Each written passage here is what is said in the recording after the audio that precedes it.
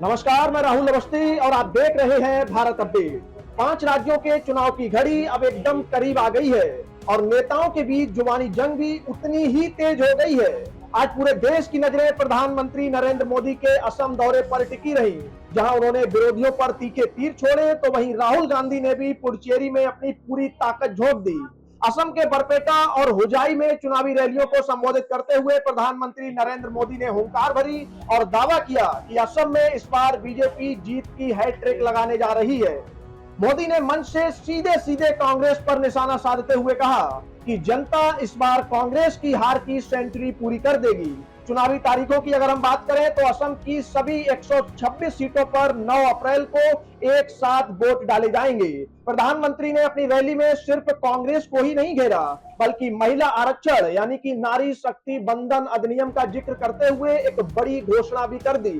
उन्होंने बताया कि महिलाओं को 33% आरक्षण देने के लिए कानून में सुधार होगा और इसके लिए सरकार ने 16 अप्रैल से संसद का स्पेशल सेशन भी बुला लिया है। सरकार की कोशिश है कि 2029 के लोकसभा चुनाव से ही महिलाओं को उनका यह हक मिलने लगे।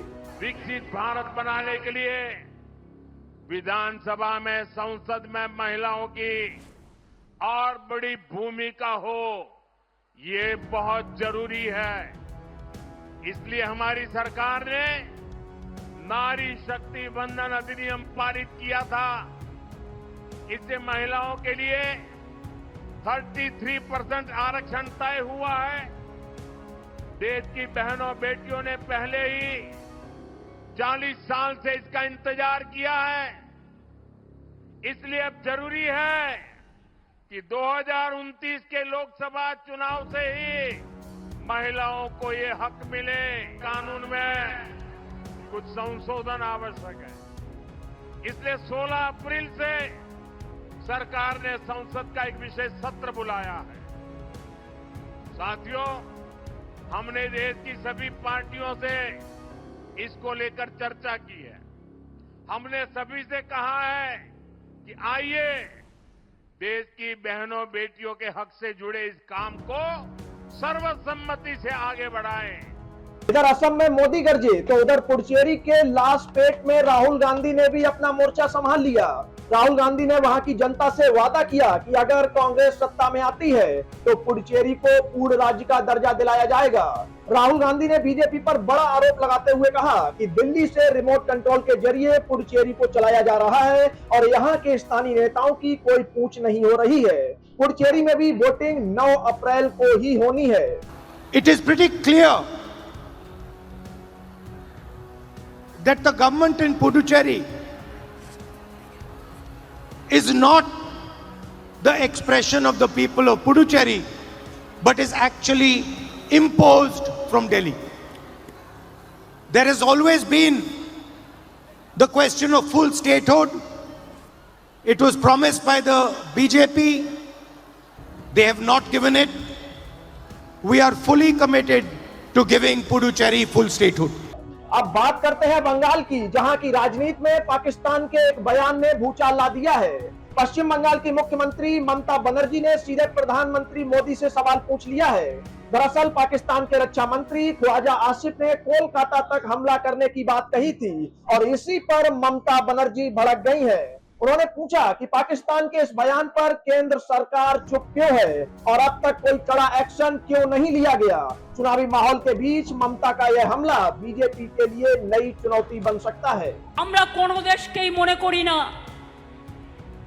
আমরা সবার সাথে ভালো সম্পর্ক সারা বিশ্বে রাখতে চাই।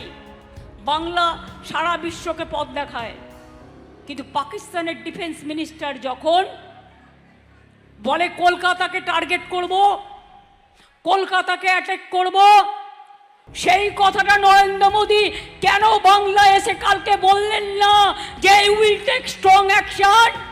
वहीं अगर दक्षिण भारत के केरलम की बात करें तो वहां आज गृह मंत्री अमित शाह का जलवा देखने को मिला है। आलियापुर की सड़कों पर जब अमित शाह का रोड शो निकला तो वहां समर्थकों का सैलाब उमड़ पड़ा। हजारों की संख्या में बीजेपी कार्यकर्ता और आम लोग सड़क के दोनों तरफ खड़े होकर शाह का अभिवादन कर रहे थे। केरल की 140 सीटों पर भी आपको बता दें कि 9 अप्रैल को ही मतदान होना है और वहां मुख्य लड़ाई एलडीएफ और यूडीएफ के बीच मानी जा रही है। लेकिन बीजेपी इस बार वहां अपनी पूरी ताकत लगा रही है। और वहीं दूसरी तरफ आज बीजेपी का स्थापना दिवस भी है और इस मौके पर दिल्ली के बीजेपी दफ्तर में पार्टी अध्यक्ष नितिन नवीन ने झंडा फहराया। उन्होंने जनसंघ के दौर के नेताओं को याद करते हुए कार्यकर्ताओं का जोश बढ़ाया और कहा कि 1984 में हम सिर्फ 2 सीटों पर थे, लेकिन हमारे नेताओं ने हार नहीं मानी। जब मैं राष्ट्रीय अध्यक्ष कहता हूं तो मैं उस कालखंड के सभी कार्यकर्ताओं को अभिवादन करता हूं। भारतीय जनता पार्टी का स्थापना तो 1980 में हुआ, लेकिन हम कह सकते हैं कि जनसंघ काल से जिस विचार को लेकर, जिस राष्ट्रवाद को लेकर हमारे वरिष्ठ नेताओं ने काम किया, वो आज भी हमारे लिए प्रेरणा का विषय है। इसीलिए भारतीय जनता पार्टी आज अगर इस स्वरूप में दिख रही है, इसमें लाखों कार्यकर्ताओं का समर्पण है, परिश्रम है, बलिदान है। आज के इन राजनीतिक घटनाक्रमों ने यह साफ कर दिया है कि 9 अप्रैल का मुकाबला बहुत ही रोमांचक होने वाला है। एक तरफ जहां सत्ता को बचाने की जंग है, तो वहीं दूसरी तरफ वापसी की जद्दोजहद जारी है। चुनाव की हर छोटी बड़ी खबर हम आप तक पहुंचाते रहेंगे। देखते रहिए भारत अपडेट।